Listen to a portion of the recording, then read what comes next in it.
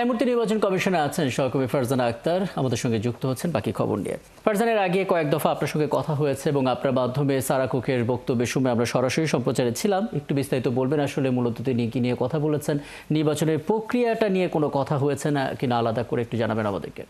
রাকিব, সারা cook সকাল 10টায় প্রধান নির্বাচন কমিশনারের সাথে যে বৈঠকটি শুরু করেছিল তা প্রায় 2 ঘন্টা ব্যাপী হয়েছে এবং বৈঠকের পর তিনি গণমাধ্যমে কথা বলেছেন। তিনি যেমনটি জানিয়েছেন যে মূলত আগামী ত্রয়োদশ জাতীয় সংসদ নির্বাচন নিয়ে প্রধান নির্বাচন কমিশনারের সাথে কথা হয়েছে। তিনি আসলে আলোচনা করেছেন ত্রয়োদশ জাতীয় সংসদ নির্বাচনে ইসির প্রস্তুতি নিয়ে এবং ইসির চ্যালেঞ্জ নিয়ে এসব বিষয়ে। পাশাপাশি তিনি যেমনটি বলেছেন যে এর আগেও তিনি যখন ইসিতে এসেছিলেন তিনি বাংলাদেশের নির্বাচন কমিশনকে সহায়তার কথা জানিয়েছিলেন এবং সেই সময় আসলে প্রধান নির্বাচন কমিশনার তার কাছ থেকে পোলিং এজেন্ট সহ যে ভোটে সংশ্লিষ্ট ব্যক্তিদের প্রশিক্ষণের বিষয়ে সহায়তা চেয়েছিলেন এবং সারা কুক জানিয়েছেন যে তিনি বা তার দেশ আসলে যে নির্বাচনে সংশ্লিষ্ট যে ব্যক্তিরা রয়েছে বা নির্বাচনে যে সিভিক এডুকেশন এবং ভোটারদের যে শিক্ষার ব্যবস্থা বা সচেতনতা বৃদ্ধিতে যে ধরনের কার্যক্রম গ্রহণ করা দরকার সেসব বিষয়ে আসলে যুক্তরাজ্য বাংলাদেশকে সহায়তা করতে রাজি।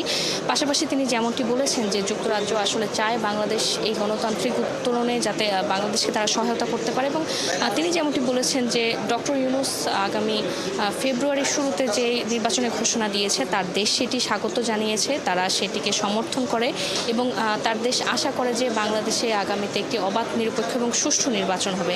এই বিষয়ে আসলে নির্বাচন কমিশনের পক্ষ থেকে এখনও আমাদের তেমন কিছু জানানো হয়নি বৈঠকের বিষয় এবং এই মুহূর্তে কিন্তু ইউরোপীয় ইউনিয়নের একটি প্রতিনিধি দলের সঙ্গে নির্বাচন কমিশনের সিনিয়র সচিবের বৈঠক চলছে এবং আমরা যতটুকু জানতে পেরেছি এটি নির্বাচনের সামগ্রী কেনাকাটার বিষয়ে এই বৈঠকটি ধারণা করা হচ্ছে আরও 1 থেকে 1.5 ঘন্টা পর্যন্ত চলবে এবং এর পাশাপাশি আরেকটি খবর দিয়ে রাখতে চাই, সেটি হচ্ছে নির্বাচন কমিশনে গতকাল যে সংলাপ শুরু হয়েছে সেই সংলাপের পরবর্তী ধাপে আগামী 6 অক্টোবর যে গণমাধ্যমের সম্পাদক যারা রয়েছেন তাদের সঙ্গে সংলাপ হবে এবং 7 তারিখ নারী নেত্রী সহ নির্বাচন বিশেষজ্ঞ যারা রয়েছেন তাদের সঙ্গে সংলাপ হবে এবং এই সংলাপটি আগামী 1 থেকে 1.5 মাস পর্যন্ত চলবে। রাকিব, ধন্যবাদ ফারজানা। নিশ্চয়ই পরবর্তীতে আরও কথা হবে আপনার সঙ্গে। ফারজানা আক্তার আমাদের সঙ্গে যুক্ত হয়েছিলেন, নির্বাচন কমিশন ভবন থেকে বলছিলেন।